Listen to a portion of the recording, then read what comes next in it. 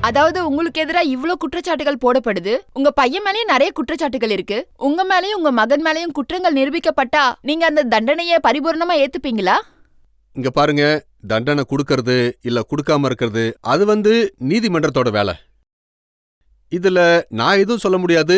இத பத்தி ரஜத் சார் வேணா சொல்லலாம். என்ன கேட்டீங்கன்னா தந்தைக்கும் சில பொறுப்புகள் இருக்குன்னு சொல்லுவேன். ஆமா, ஒரு மகன் தவறான வழியில போனா அப்பா அவனை திருத்தி தண்டிக்கணும். நீங்க எனக்கு சஜஸ்ட் பண்ணுங்க, தெரிஞ்சா சொல்லுங்க. நீங்க கேட்கலாம், கேளுங்க. அரசியல்வாதிகளுக்கு சமூகத்துல மிகப்பெரிய பொறுப்பு ஒன்னு இருக்கு. நீங்க இந்தியாவுக்காக அரசியல்வாதிங்க ஒரு எக்ஸாம்பிள செட் பண்றாங்கன்னு சொல்றீங்க. அப்படி பார்த்தா உங்க மகனும் உங்க மகளும் எல்லா கேஸ்லயும் இன்வால்வ் ஆகுற மாதிரி தெரியுது. இதுதான் நீங்க சமூகத்துக்கு செட் பண்ற எக்ஸாம்பிளா? நீங்க உங்களுக்கு எதிரா எந்த ஒரு ஆக்ஷனும் எடுக்க மாட்டீங்களா? பாரதி கோர்ட் விட்னஸ்க்கு கோஆபரேட் பண்ணலன்னா அது சொசைட்டிக்கு என்ன எக்ஸாம்பிள் காட்டுது? இங்க பாருங்க, பொறுப்புங்கிறது சமூகத்து மேலயும் இருக்கு, அதே மாதிரி குடும்பத்து மேலயும் இருக்கு. அந்த பொறுப்போட அர்த்தம் உங்களுக்கும் புரிஞ்சிருக்கும்னு நினைக்கிறேன். ஏன்னா உங்களுக்கும் குழந்தைங்க இருப்பாங்க. ஏன்னா நாங்க அரசியல் பண்றோம், அந்த பொறுப்பை உணர்வோட தான் செய்யறோம். மக்களுக்காக காலையில இருந்து ராத்திரி வரைக்கும் மக்களுக்காக வேலை செய்யறோம், மக்களுக்காக களத்துல நிக்கிறோம், எப்பவும் அவங்களுடைய உரிமைகளை பத்தி தான் பேசுறோம்.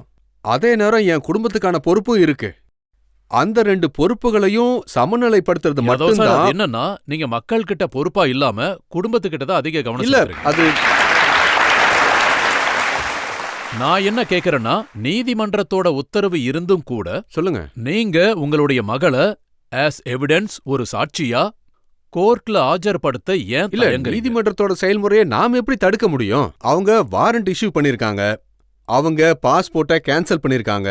இதுல நாங்க எதை போய் தடுத்தோம்? நீங்க வாரண்ட் இஷ்யூ பண்ணது தவறுன்னு நாங்க போய் அங்க எந்த மனுவுமே கொடுக்கல. ஆனா எனக்கு ரொம்ப எல்லாருக்கும் வேதனையா என்ன இருந்தது. தோணுதுன்னா, அதாவது நீங்க தான் நாங்க அவங்கள- எதுக்காக போராடுறோம்னா, எனக்கும் என் குடும்பத்துக்கும் இதுல நீதி கண்டிப்பா கிடைச்சாகணும். அதாவது நீதியின் உரிமை உங்களுக்கு இருக்கிற மாதிரி எனக்கும் இருக்குல்ல. நானும் அதே அரசியல் அமைப்பின் கீழே தான் வாழ்ந்துகிட்டு இருக்கேன். என்னோட குடும்பமும் இதே நாட்டில் தான் வாழ்ந்துகிட்டு நான் இருக்கு. ஏற்கனவே அது சொன்ன நீங்க மாதிரி ஒரு முக்கியமான கேள்வி உங்ககிட்ட கேட்க விரும்புறேன். அதாவது நான் எந்த குடும்பத்தை விட மேலானவன் அப்படின்னா, என்னோட குடும்பம் இந்த நாட்டோட சுதந்திரத்திற்காக ரொம்ப கஷ்டப்பட்டிருக்காங்க, நிறைய கஷ்டங்களை தாங்கி இருக்கு. அதனால நான் என்ன சொல்ல வரேன்னா, இல்ல நான் என்ன சொல்ல வரேன்னா, எனக்கு அந்த உரிமை இல்லையா? நிதிஷ் கட்டாராவுடைய தாய் கொடுத்திருக்கிற வாக்குமூலத்துல அவங்க கிட்ட இமெயில் இருக்கிறதா சொல்லியிருக்காங்க. அது உங்க மகளுடையது. அவங்க அதுல எழுதியிருக்காங்க, நான் என் சகோதரனை சமாதானப்படுத்த முயற்சி பண்ணேன்னு சொல்லியிருக்காங்க. என்கிட்ட நிதிஷ் கட்டாராவோட தாய் நீலம் கட்டாரா கணவருக்கு எதிரா சிபிஐ நடத்தின பல கேஸ்க்கு எதிரா அந்த தொகுப்பு என்கிட்ட இருக்கு. நீங்க உங்களை காப்பாத்திக்கிறது இல்ல, எதுக்காக என் மத்தவங்களை கொண்டு மேல வரீங்க? என் மேல என்ன குற்றச்சாட்டு இருக்கு சொல்லுங்க? என் மேல என்ன இருக்கு?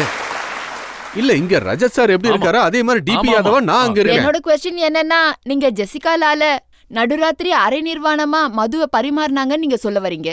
அவங்களுக்கு ஏதாவது ஒரு கட்டாய நிலை இருந்திருக்கலாம்ல. நீங்க அதை புரிஞ்சுக்காம அவங்க பேர் கெடுற மாதிரி பேசுறீங்க. இல்ல, நான் அத மறுக்கல. நான் ஒரு அமைப்பை பத்தி மட்டும்தான் பேசினேன். எனக்கு ஜெசிகா லால் மேல எந்த விரோதமும் இல்ல. அதாவது நான் அமைப்பை பத்தி மட்டும்தான் பேசினேன். அப்படி ஒரு அமைப்பு அங்க இருந்தது. சார், குற்றச்சாட்டு என்னன்னா அவங்களை கொன்னவங்களுக்கு நீங்க நான் நீங்க ஆதரவு இல்ல, வந்து தர்றீங்க. அது- குற்றவாளியை தண்டிக்கிறதுக்கு பதிலா இங்க அவங்க பாருங்க, பேரை நான் தானே என்ன சொல்ல கெடுக்கிறீங்க. வரேன்னு நீங்க என்ன நீங்க கொஞ்சம் சொல்லிருக்கணும்னா, அந்த புரிஞ்சுக்கோங்க. குற்றவாளிக்கு இல்ல, தண்டனை வாங்கி இங்க கொடுக்கணும்னு பாருங்க, நீங்க சொல்லிருக்கணும். என்னோட எதிர்ப்பு அந்த அமைப்பு மேல மட்டும்தான். அதாவது என்னோட விருப்பம் அந்த குற்றவாளிகளை கண்டுபிடிச்சு அவங்களுக்கு தண்டனை கொடுக்கணுங்கிறது தான். எனக்கு அதுல எந்த மறுப்புமே இல்லையே. யாதவ் சார், நீங்க இதே விஷயத்த நிதிஷ் கட்டாராவுடைய மர்டர் கேஸ்லயும் சொல்லுவீங்களா? நிதிஷ கொலை செஞ்ச குற்றவாளிக்கு தண்டனை கிடைக்கணும்னு சொல்லுவீங்களா? நிச்சயமா. ஆனா அது உண்மையை அடிப்படையா வச்சு மட்டும்தான் நடக்கணும். பொய்யான குற்றமா இருக்க கூடாது, யாருக்கும் அநியாயம் நடக்க கூடாது, உண்மை என்னன்னா- ஆதாரம் இல்லாததா இருக்க கூடாது. அப்ப நீங்க சொல்றதுதான் உண்மையா? இங்க பாருங்க, யாரா இருந்தாலும் என் முன்னாடி வர சொல்லுங்க. நான் தான் ஓபனா தானே சொல்றேன். உண்மையை சொல்லணும்னு துடிக்கிறவங்கள என் முன்னாடி வந்து நின்னு உண்மை சொல்ல என்னன்னு- சொல்லுங்க. உண்மை நான் என்னன்னு உங்க நீங்க எதிரில தான் தெரிஞ்சுக்க இருக்கேன். விரும்புறீங்களா? நீங்க கேட்க விரும்புறீங்களா? நீங்க கேட்க விரும்புறீங்களா? இறந்து போன இளம் வயசு மகனுடைய அம்மா சொல்றதை நீங்க கேட்க விரும்புறீங்களா? கேட்க இங்க ஆசைப்படுறீங்களா? பாருங்க, நான் இருங்க, சொல்ல இருங்க, வர்றது நான் நீங்க காட்டுறேன். நேர்லயே பாத்துருங்க. நீங்க ரொம்ப இன்சிஸ்ட் பண்றீங்க. நீங்க கேளுங்க. நிதிஷ் கட்டாராவுடைய தாய் தன்னுடைய மகன் இறந்ததுக்கு அப்புறம் ஒவ்வொரு நொடியும் அவங்க போராடிக்கிட்டு இருக்காங்க. அவங்க உங்களை பத்தி என்ன சொல்றாங்கன்னு நீங்க அதாவது கேளுங்க. நீதிமன்றத்துல இருக்கிற விஷயத்த நீங்க கேட்க வைக்கலாம், இல்ல என்ன வேணாலும் சார், சொல்லலாம். நான் தான் சொல்றேன், உண்மை நீங்க என்னன்னு இப்ப நீதிமன்றத்தோட தெரிஞ்சு- உயர்ந்த ஒரு இடத்துல தடவை இருக்கீங்க. கேளுங்க சார். சொல்றது புரியுதா இல்லையா? அதாவது வந்த சாட்சிகள், வராத சாட்சிகள், நிதிஷோட ஃப்ரெண்ட்ஸும் வந்தாங்க. அவங்களும் கம்ப்ளீட்டா மறுக்க முடியல. ஏன்னா போட்டோகிராஃப்ஸ் இருந்தது. அவங்களும் அங்க இருந்திருக்காங்க. அவங்க எல்லாரும் நல்ல ஃப்ரெண்ட்ஸ். அப்படி இருந்தும் அவங்களால அங்க எதுவுமே நேரடியா பேச முடியலன்னு தான் நான் சொல்லுவேன். அவங்க அங்க சாட்சி சொல்ற நேரத்துல அவங்களும் அவங்கள சுத்தி 15 பேர் நின்னுட்டு இருந்தாங்க. எனக்கு மூச்சு விட இது என்ன கொஞ்சம் பேச்சு இடம் இது? கொடுங்க, எல்லாரும் கொஞ்சம் தள்ளி கொஞ்சமாவது போங்கன்னு உண்மையை சொல்ற சொல்லுங்க. மாதிரி இருந்தது. நீங்க கொஞ்சம் யோசிச்சு பாருங்க, காலேஜ் பசங்களுக்கும் பொண்ணுங்களுக்கும் எவ்வளவு கஷ்டமா இருந்திருக்கும். அவங்க பேசுற நேரத்துல ஒரேடியா இத்தனை பேர் மிரட்டுற மாதிரி நின்னுட்டு இருந்தாங்கன்னா ராஜேஷ் சார் நீங்களே கொஞ்சம் இதுல பாருங்க. இருந்து என்ன தெரியுதுன்னா, இல்ல உங்க இல்ல ஆட்கள் இது சாட்சிகளை முழுக்க கலைக்க முழுக்க நினைக்கிறாங்க. பாத்தீங்கன்னா இது ஒரு பொய்யான குற்றச்சாட்டுன்னு தான் சொல்லுவேன் நானு. இது எல்லாமே ஒரு கட்டுக்கதை தான். இத நான் இல்ல இல்ல சொல்லல, இது சாட்சி மீடியா தான் மக்களுக்கு சொல்றாங்க. சொல்ற ஒரு பொய்யான பாருங்க கதை. சார், நீங்களே- இல்ல இல்ல இதுல பாத்தீங்கன்னா இதுல யாதவ் என்னோட சார், தப்பு. மகனை இதுல எழுந்துட்டு நான்- நிக்கிற ஒரு இல்ல தாய். இது வரைக்கும் ஒரே ஒரு போட்டோகிராஃப யாரையாவது காட்ட சொல்லுங்களேன் பார்க்கலாம். டிபி யாதவ் கோர்ட்டுக்கு போயிருக்கான்னு. இதுதான் உண்மை. இங்க பாருங்க யாதவ் இது சார், வரைக்கும் நான் கோர்ட்டுக்கு கூட போனது இது கிடையாது. அந்த அம்மாவோட இல்ல இல்ல இல்ல நான் இது அத வந்து சொல்லல. அந்த பெண்ணோட வாக்குமூலம். தன்னுடைய மகனை இல்ல எழுந்துட்டு அவங்க நீங்க நிக்கிறாங்க. சொல்றதெல்லாம் ஒரு பக்கம் இருக்கட்டும். நான் சொல்றதையும் கொஞ்சம் உங்க கேட்கணும்ல. மகன் 4 வருஷமா ஜெயில்ல இருக்கான்னு எவ்வளவு ஆமா வேதனையா ரொம்ப இருக்கு. கஷ்டமா இருக்கு. மகனை இழந்த அவங்களுக்கு வேதனையா இருக்காதா? கண்டிப்பா இருக்கும். அத நான் இங்க மறுக்கவே இல்லையே. நீங்க தப்பு ஆமா தப்பா ஆமா. பேசுறீங்களே. ஆனா அதுக்காக பொய்யான குற்றச்சாட்டு சொல்லக்கூடாதுல்ல. நீங்க என்னன்னா உங்க தீர்ப்பை கொண்டு போய் மக்கள் மேல திணிக்கிற மாதிரில இருக்கு. இல்ல இல்ல நான் இங்க எந்த பாருங்க தீர்ப்பும் சார், சொல்லல. அது அவங்க சொன்னதை தான் நான் சொல்றேன். இப்போ 4 நாளைக்கு முன்னாடி நீங்க கேளுங்க. எனக்கு ஒரு வாய்ப்பு கொடுங்க. யாதவ் சார், என்னோட கேள்வி என்னன்னா, நீங்க அடிக்கடி சொல்றீங்க அவங்கள எங்க முன்னாடி கூட்டிட்டு வாங்கன்னு. ஆனா இந்த விஷயத்தை எனக்கு உங்ககிட்ட சொல்றதுக்கு ரொம்ப பயமா இருக்கு. என்ன எங்கேயாவது கிட்னாப் பண்ணிடுவீங்களோன்னு. எனக்கு உண்மையிலே ரொம்ப பயமா இருக்குன்னு தான் சொல்லணும்.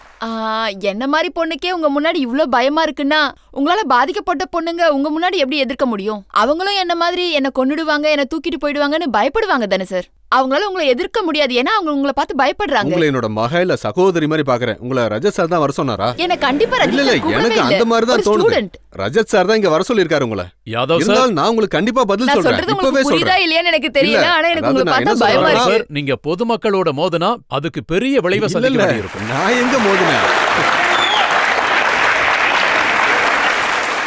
நீங்க அந்த கடைசி வரிசையில இருக்கிற இல்ல இல்ல பெண்மணி. நான் என்னைக்குமே இருங்க, மக்களோட இருங்க சார், மக்களா தான் பயப்படாதீங்க. இருக்கேன். நான் ஏன் நான் அவங்க கேக்குற எதிர்க்க கேள்வி போறேன்? என்னன்னா, நான் உண்மையை வெளியே கொண்டு வரணும்னு தான் பாக்குறேன். நீங்க உண்மையில இருந்து தப்பிக்க பாக்குறீங்க. ரஜத் சார் நான் சொல்றத கொஞ்சம் நம்புங்க.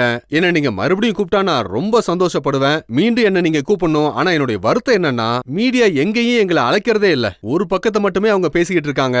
இன்னைக்கு நான் முதல் முறையா இந்த 4 வருஷத்துக்கு அப்புறம் 5 வருஷத்துக்கு அப்புறம் இங்க ரஜத் சார் முன்னாடி இருக்கேன். இந்த கேஸ் விஷயமா ரஜத் சார் இது வரைக்கும் ஒரு 10 இன்டர்வியூவாவது எடுத்திருப்பாரு. அவரை பத்தி நான் தப்பா சொல்லல, அவர் முன்னாடியே தான் சொல்றேன். மத்த சில சேனல்ஸ் இருக்கு, அவங்க ஒரு முறை கூட இந்த டிபி யாதவுக்கு போன் பண்ணி கூப்பிட்டதே கிடையாது. இங்க பாருங்க யாதவ் சார், உங்களை அழைச்சதுக்கு நீங்க இது வரைக்கும் ஒரு நன்றி கூட நன்றியா? சொல்லல.